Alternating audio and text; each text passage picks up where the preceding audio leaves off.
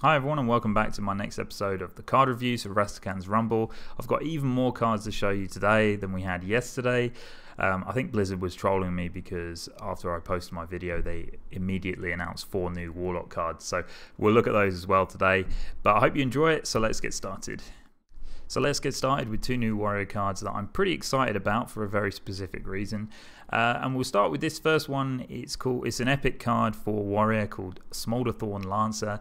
It costs 3 mana, has 3 attack, 2 health, and it has the battle cry of if you're holding a dragon, destroy a damaged enemy minion. So immediately I'm thinking, is Dragon Warrior coming back? I love dragons. I think they're great in the game. I really want to see more. The ones we've got right now are pretty cool, but give us more dragons. Come on, I want to play some Dragon Warrior. I'd like to play a new kind of warrior archetype because it's kind of Odd Warrior is a little bit boring to play for me right now. But this card here is excellent. It's really, really good. If you think an execute costs 2 mana, then you've got a 3/2 body on it, which you could probably say was 2 mana as well. Then you've got a good card. Combining them both into one card is also really good because if your opponent's got 1 minion on the board, they play it, and you manage to execute it, well, then you don't have anything on the board a lot of the time. But being able to play this and kill it is great. Also, the fact that it's 3 mana means that now Odd Warrior can have an execute. So that's pretty important. They can't run execute at the moment, but now they can. They just play it with this card. The downsides are, and pretty big downsides, is unless they release more dragons, I can't really see this card being played. It's the sort of card that you would really want to put into a Dragon Warrior deck. So if Dragon Warrior was good, you would 100% put this card in because I think it's very strong. But the dragons at the moment don't really inspire me to do that. Now, hopefully we see some more in this expansion. If we don't, I expect we'll probably see some more in future expansions. I mean, we also got that Paladin card previously, the Gargoyle, the 2 mana 2/2 that gained a Divine Shield if you held a dragon, and we didn't see any new dragons. So hopefully we'll get some more. We shall see. But if we don't, no one's going to play this. So next up, we've got the legendary champion for warrior. It's called War Master Voone. It costs 4 mana, has 4 attack and 3 health, so average stats. But the battle cry is copy all dragons in your hand. Now, so again, this is a Dragon Warrior card. You would think, hopefully you can have a hand with a few dragons in, and then you play this and you copy it. So that's pretty decent. I mean, let's just say you had 1 dragon in your hand. This is a 4 mana 4/3 draw a card because it just copies the dragon that's in your hand. So if you've got more than 1, then it multiplies, and then you can see the kind of the power of being able to play this card. The problem is, and the same as the issue with the Stranglethorne Lancer, is that there aren't too many dragons that you'd want to put in warrior right now. So the example they gave in the video, which was a really good example, is War Master Voone. You play, you copy your dragons in your hand. They had Ysera and Deathwing in their hand. Then they played Zola the Gorgon, brought War Master back. Then you play him again. So all this costs 10 mana, and you copy your dragons again. So you get a bunch of Deathwings and Yseras in your hand. And then the next turn you play the Boom Ship, and 3 of them come out of your hand. So that's pretty decent, but do you really want to do more copies of Deathwing? So yes, if you can get all of the Deathwings out with the Boom Ship, but if you don't get them all out with Boom Ship, then you've got a Deathwing in your hand which you may never want to play in the game. It works well with Ysera, a great card to have more than 1 copy of. So I think even if you just played War Master Voone and only hit 1 Ysera, it's pretty awesome to be able to play 2 Yseras separately or get them to come out with the Boom Ship, that kind of thing. It works really well. It's also worth noting this is a even cost card, so it won't go into Odd Warrior. So one of the benefits of the Stranglethorne Lancer is that you could put it in an Odd Warrior deck and it couldn't because those decks can't play Execute. Well, if you're playing Stranglethorne Lancer with War Master Voone, then you're playing it in a standard deck that's not odd or even. So you could just play Execute as well. So that kind of detracts from that a little bit. I still think the Lancer is a great card. But there aren't any dragons, so we need to see some more. We need to see some more good dragons. But to be honest, if they're introducing 2 of these and they're making the champion actually a synergize with dragons, I've got to imagine that they're either going to release some more dragons this expansion or at least in the next couple. So I'm looking forward to it. Hopefully we can get there. This next card, which is also a bit of a dragon tease, is called Fire Tree Witch Doctor. So it's a 2-mana 2/2, so average stats. Okay, rare minion, and it has the battle cry: if you're holding a dragon, discover a spell. This is exactly the sort of card that you want in a dragon deck, because it's really good way for you to gain early game spells. If you're playing a dragon deck, often the theme of those is this kind of wording if you're holding a dragon, which means often when you are playing these decks you want to hold dragons in your opening hand, which means you might be cycling out different spells.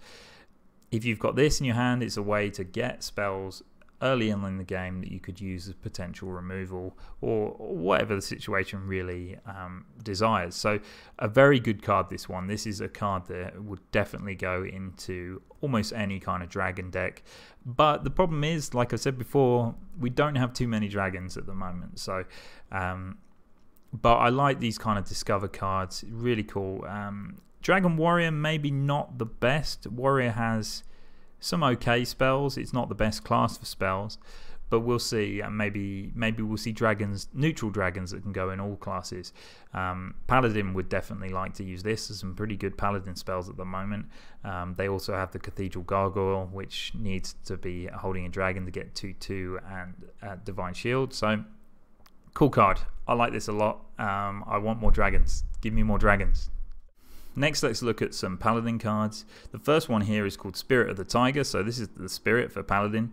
It costs 4 mana, has 0 attack and 3 health, just like other spirits. It's rare and it has stealth for 1 turn, but after you cast a spell, it will summon a tiger with stats equal to its cost. So this is pretty decent, this card, but I don't really like the effect is strong and nice, but I don't really think the card as a whole is one of the better spirits, unfortunately. And one of the really big things that is a downside for this is the fact that it costs 4 mana. I think the spirits are going to be much more powerful when you can play them for lower mana costs, like the 1 or 2 mana spirits. The 4 mana spirits are just a little bit high cost for me. Now, there are some really good implications you can use with this card. So you play this for 4 mana, then you've got 6 left over on the same turn. If you're on turn 10, you could play a Spike-Ridge Steed, and then you summon a 6/6 Tiger. It's important to note though, in the same turn you wouldn't be able to play those 2 cards unless you had another minion on the board, because Spirit of the Tiger has stealth, of course, and you couldn't target it with your Steed. So that is something to keep in mind. The thing about Paladin is that they have really good ways of getting taunt minions to protect your Spirit of the Tiger. So if it survived its first turn, then next turn you could play Steed on a different minion, then you're protecting your Tiger, so then you could snowball a little bit. If your opponent doesn't have removal, that really could work out. A new challenger, which is the new card that I talked about yesterday, that's a 7 mana spell. If you played that, you'd get a 7/7 Tiger and also a discovered 6-cost minion to protect your Spirit of the Tiger so it could keep snowballing. But going back to the mana cost, I really think that if spirits are going to be strong in this new expansion, and from what I've seen, they look really good. The spirits do look good, and they look like cards that people could build around. If a lot of spirits are being played, then people will start running removal for them, and that includes the Void Ripper, it includes Mossy Horror, and any kind of AoE. Now, if that happens, then I think the higher cost minions like Spirit of the Tiger, higher cost spirits, will get punished, because you have to play them later because they cost more, so your opponent has more chance of getting their removal. But also you can't do as much with them in the same turn, which means you have to wait till the next turn, which means that they might have already been removed. So I'm a little bit worried about this one, and It's not one of the better spirits, but it's a pretty cool one, and somewhat that in a spell paladin where you're playing Sheer Valor the Tiger, you're trying to cast all these spells to reduce that. You could actually get some really good value out of this. Next is the Zandalari Templar for Paladin. It's a rare card. It costs 4 mana, has 4 attack and 4 health, and it has a battle cry: if you restore 10 health this game, gain +4/+4 and Thorn. So this is a really powerful effect. It's very similar to a Hooked Reaver that you play in Warlock. That's the 4 mana that becomes a 7/7 with Thorn if you've got 15 or less health. Now, if you can play this early on in the game, what a powerful turn that is. Of course, because it's rare, you could potentially play 2 of these in the same turn to create some huge sort of tempo swings. The real issue here, though, is, and the reason I don't think this would see much play, is that restoring 10 health isn't as easy as you might think in Paladin. Now, it's very easy to do if you've got Uther of Everblade, because you can just hit twice with your weapon and you've restored 10 health and blah blah blah. But that's a legendary card, and if, like me, whenever you play that, it's always at the bottom of your deck, you might have these Zandalari Templars in your hand and not be able to play them at all. Well, you can play them, but they would just be 4/4s. The Hooked Reaver works really well in Warlock because it's quite easy for them to get below 15 health and also bounce back up with all of their healing cards. So it's quite easy for them to do that. And also, if you were forced to play it as a 4/4, it still comes back with Gul'dan later on. So it does have that advantage. Whereas this, you might just play this as a 4 mana 4/4, which isn't bad. It's pretty standard. But do you want to be cutting out other cards to put this into your deck? I'm not sure. Now, of course, it's not just Uther that does the healing. Crystalsmith Kangor is great at helping you to double your lifesteal, so that would make you get to this point a lot easier. But when you read the wording of the card, it is restored 10 health this game. So that isn't as easy to do as you might think. So you can play Benevolent Djinn and restore 3 health every turn, at the end of every turn. But you have to be damaged to restore that health. Your hero has to be damaged. So you have to have gone down to 20 health, or at least lost 10 health cumulatively, and then been able to heal it to be able to do that. Often when you play, I've tried to play Benevolent Djinn, you just don't manage to restore any health because your opponent's making trades, you're making trades, and there's not quite so much face damage. Against aggro, maybe it might be a bit easier, and this is a very good anti-aggro card if you manage to do that. Really powerful effect. I'm just a little bit skeptical about how easy it will be to restore 10 health and whether or not it will be too late in the game. Yes, playing these late game as an 8/8 with Taunt is fantastic, but how long have you been holding it in your hand to make that happen? And I think if consistently you're holding a card in your hand for a huge number of turns just waiting for it to work, I don't think that's a card that you want to put in your deck. If you want to win games, you need to be putting, depending on the deck obviously, you need to be putting power onto the board. And if you're playing it as 4/4s quite often, then do you really want to put that in your deck, or do you want to just pick a more effective card? Next we have Raiding Party, which is a 3 mana spell for Rogue. It's a rare card, and it draws 2 pirates from your deck. Pretty average card, not bad, 3 mana, draw 2 cards. But it also draws a weapon. So that's 3 mana, draw 3 cards.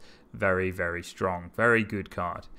Now, that is just looking at the face of it very simply, but when you look a little bit deeper, they're just pirates, and it also has to be a weapon. So a lot of decks don't often play weapons, some of them don't play many weapons, so have you already drawn your weapon, in which case this card's useless.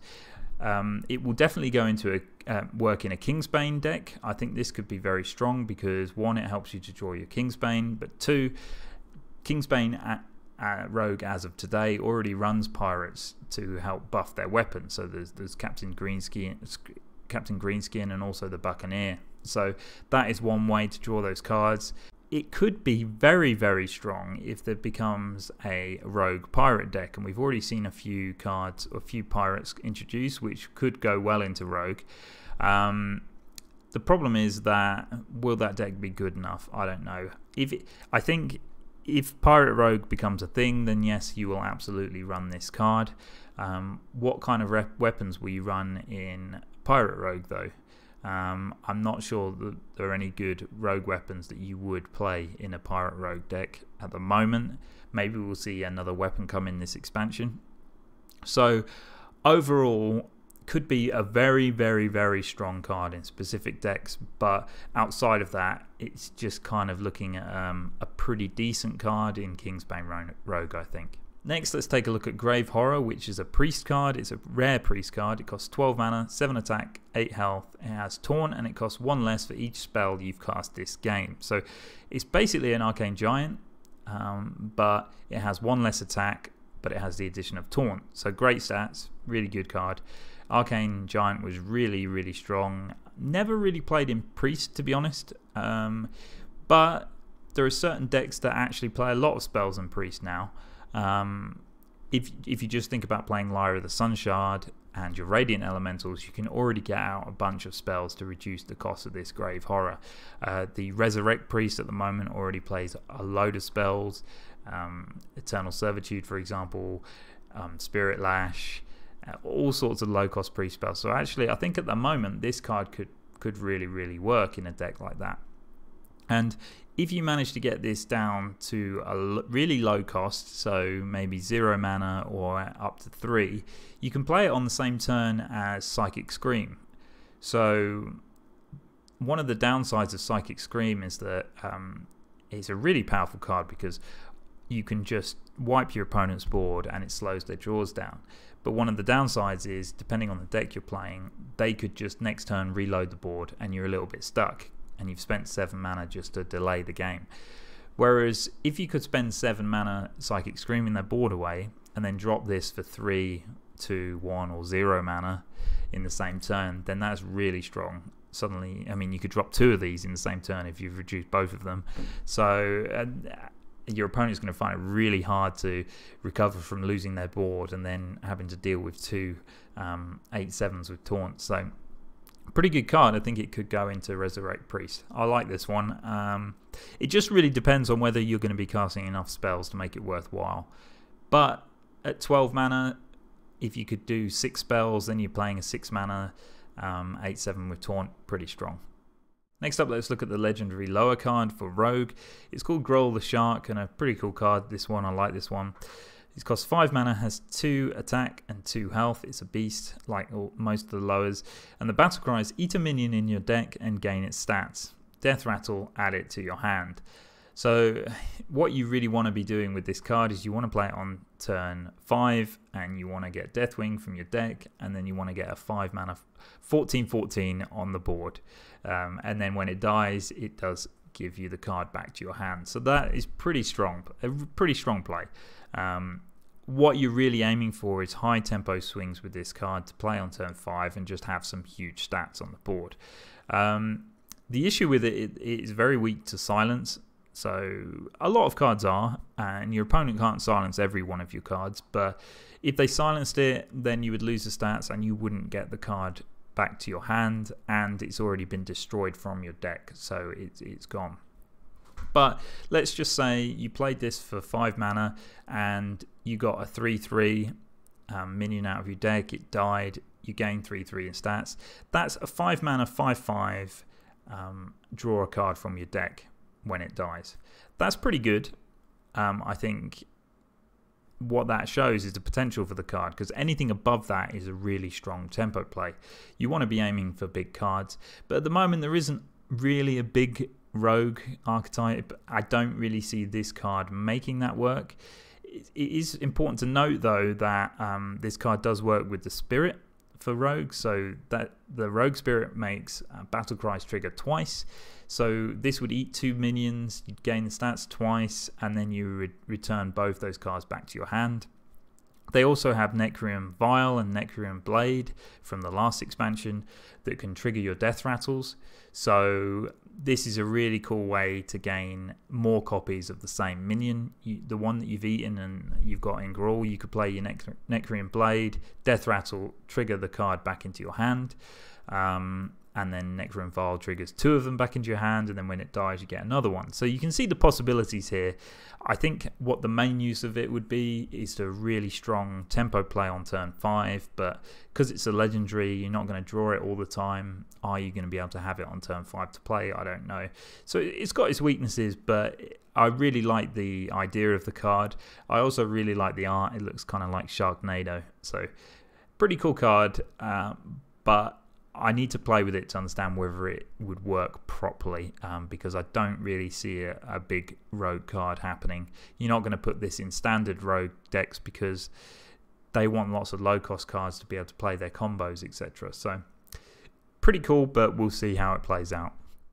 Next, let's talk about a epic neutral card. This is called Untamed Beastmaster, and it has the stats of 3 mana, 3/4, and we've seen before that those are very good stats to be able to play with a turn 3 card, because what it means is even if you don't get the effect from this card, playing it on turn 3 is pretty good, because the stats are quite strong. But the effect here is whenever you draw a beast, give it +2/+2. So that's some pretty cool effects.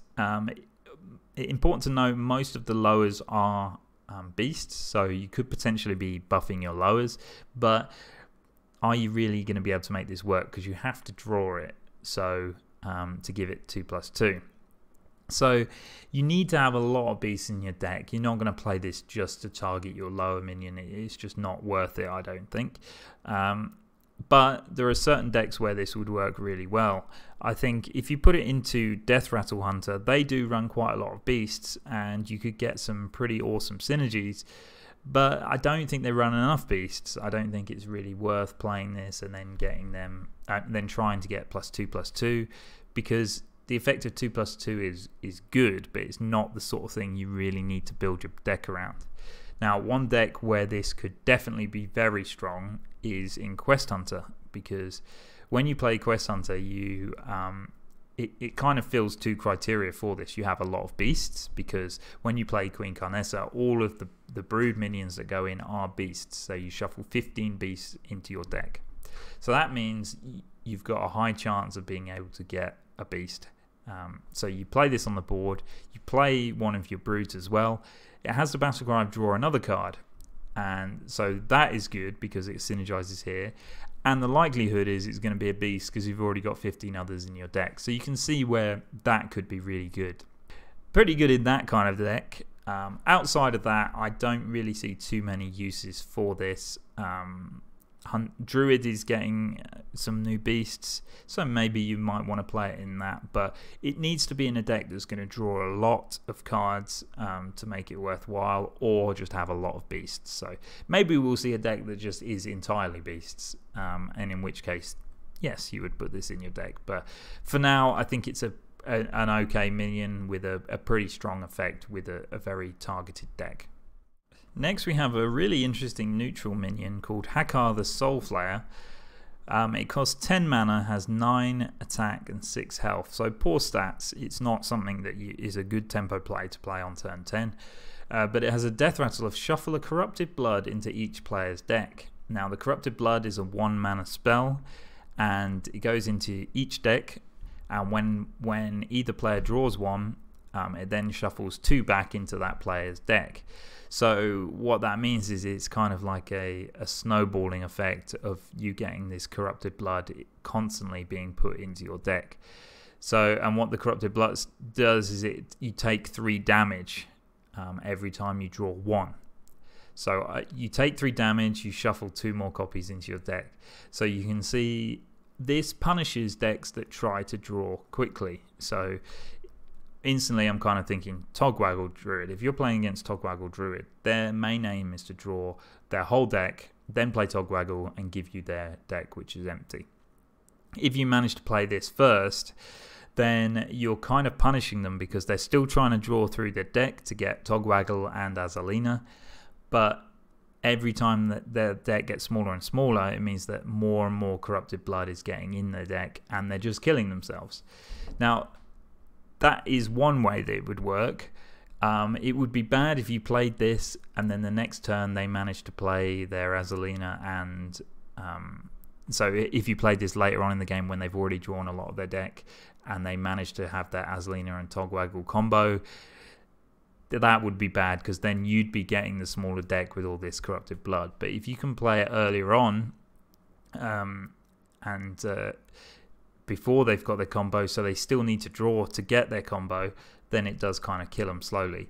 I don't really see this being much of a competitive card, but there are lots of ways that you could make it work. It is a death rattle, so if you played it in Rogue, you could trigger this death rattle a few times.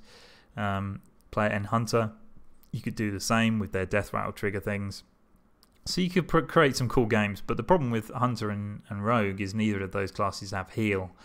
So you're kind of in the point where you'll probably die before your opponent. So a really cool card, interesting. It kind of seems like an anti-Togwaggle kind of mechanic, but let's see how it plays out. It looks to me like a meme card.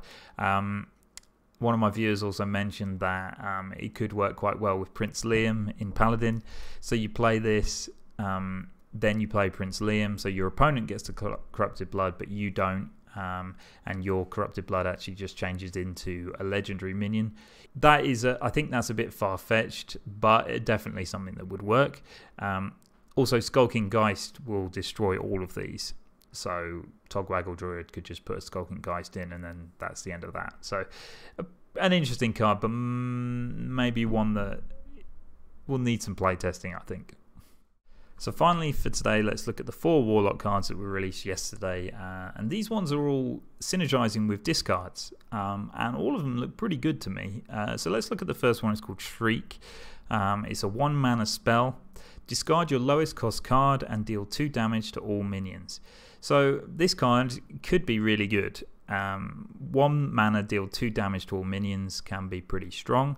And also discarding your lowest cost cards is worded pretty well, because you can actually kind of plan which card you're going to discard. You know before you play this which one you're going to discard.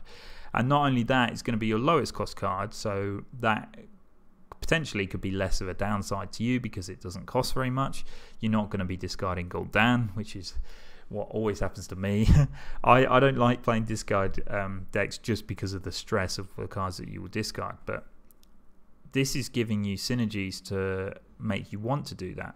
And one low cost card that you absolutely want to discard is Clutch Mother Zavas. That's the one that gains 2/2 every time it's discarded. So you can target cards to discard with this, which makes it really good. The problem with it is, do you want to put this card in your deck when you could just put Defile and Hellfire? Because to deal 2 damage to all enemy minions, is it really worth it? That depends on the meta, I think.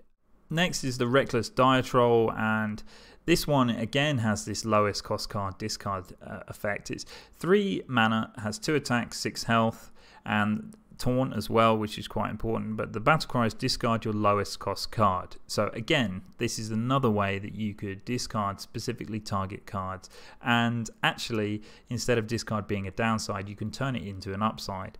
So these cards are the ones that really are kind of make discard work if it does. 3 mana 2/6 with Taunt is pretty cheap, so it's good. Like the Stegodon cost 4 mana for a 2/6 with Taunt, so being able to play this on turn 3 is fantastic.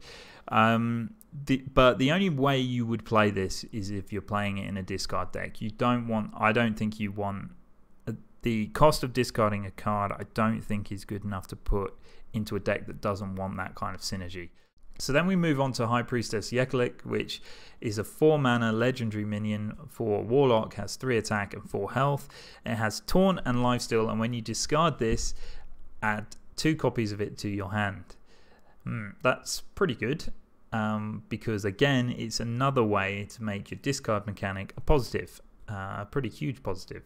So if you played this, then of course you won't ever be able to get the extra effect. But if you discard it once, then suddenly you've got 2 in your hand, and it creates these perfect targets for you to then discard, the sort of targets that you want to. And that is the huge downside of discarding cards, is the fact that you lose them. Well, if you get cards like this, you will not lose them, you get them back. And if you combine that with Clutch Mother, it just gives you these really good targets. The Taunt and Lifesteal is quite nice. The stats are a little bit low. It's kind of okay. But, you know, if it's got Taunt and Lifesteal and you play this, potentially you will get sort of minimum 3 healing. So a pretty good card. And we've seen some hand buff cards as well for Warlock. So this is a card that wants to be buffed. So another card that makes your discards pretty strong. And then finally, we've got the Soul Warden, which is a 6 mana card. It's 6 mana, 6/6 in stats, so pretty standard. It's an epic card, but it has the battle cry of add 3 random cards you discarded this game to your hand. So again, this is another way to minimize the downside of your discards by playing any of the cards you've lost. You can still get them back by playing your Soul Warden. You can play 2 Soul Wardens because it's an epic card, so you can potentially get 6 cards back that you've already discarded. So a very kind of nice package there for Warlock to add into discards. So will it be powerful enough, and would you play this instead of even Warlock? That's really the key question. Warlock already has a really strong core of cards that you could put in, and actually adding these cards, these discard cards, which can limit the potential of you discarding the core cards, like I'm talking Spellstones, Gul'dan, etc., actually can really improve the deck. You've already got the quest, which can be pretty good if you get it to work. So I think this could work. I think it could be good. I don't know whether it would be more powerful than even Warlock. It depends on the meta, but I'm definitely going to try it out if I manage to get these legendary, because you can play it with Blood Queen Lanethel. Worst card ever, but it might start to work. We'll see. I'm looking forward to trying it anyway. Alright guys, that's all the cards I've got to show you today. Thanks so much for watching. Don't forget to tune in tomorrow because I will be doing another video on the more cards that get released. They're releasing them almost every hour now, so there's going to be a lot of cards. So thanks for watching guys, and I'll see you next time.